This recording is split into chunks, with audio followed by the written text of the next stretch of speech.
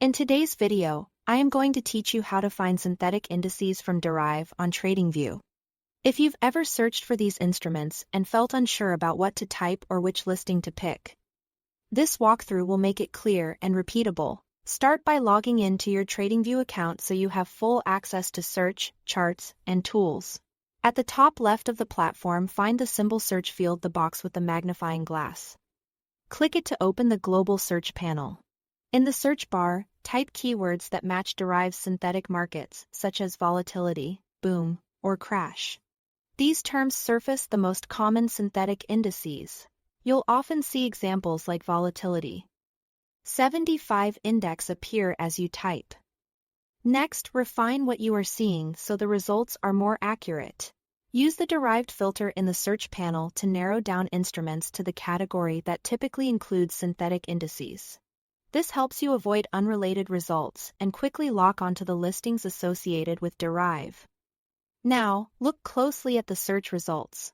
You want entries that are explicitly labeled with Deriv, or that carry the exact asset names you expect, such as Volatility 75 Index.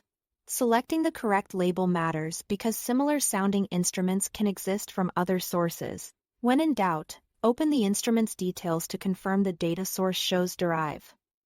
Once you've selected the correct synthetic index, open the chart. From here, you can use all of Tradingview's tools as you normally would.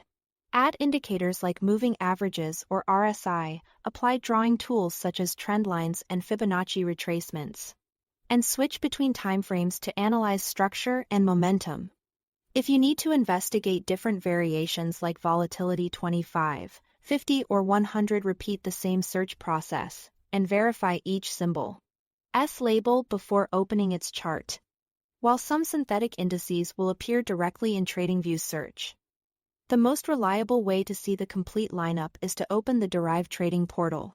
There, you can view the full suite of synthetic assets. Note the exact instrument names, and then return to Tradingview to search those names precisely. This avoids guesswork and ensures you are charting the correct markets.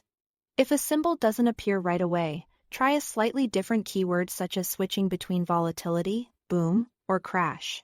Then reapply the derived filter and check for the Deriv label again.